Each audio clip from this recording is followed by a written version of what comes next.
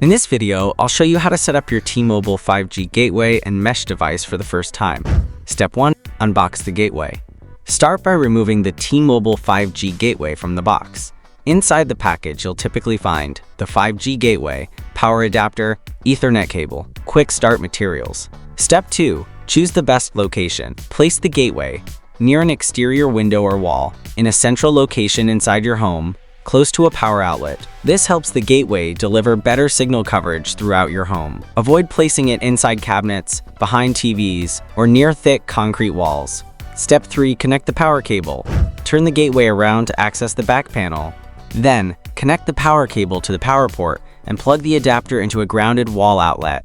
The animated T-Mobile logo will appear while the gateway powers on. Step 4. Turn on the gateway.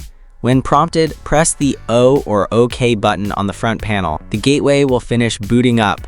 Step 5. Download the T-Life app. To complete setup, download the free T-Life app on your smartphone and follow the on-screen instructions. The app will help you activate the gateway, set up Wi-Fi, and manage your network settings.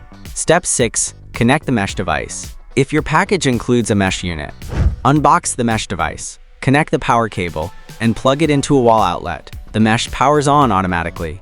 Step 7. Connect the gateway to the mesh. Using the included Ethernet cable, plug one end into the gateway's yellow LAN 1 port and plug the other end into the mesh device's yellow LAN 1 port. Once connected, the gateway screen will confirm that the mesh device is successfully paired. For more details, check the full guide linked in the description. If this guide helped you set up your T-Mobile 5G gateway, make sure to like the video and subscribe for more T-Mobile tutorials and troubleshooting guides.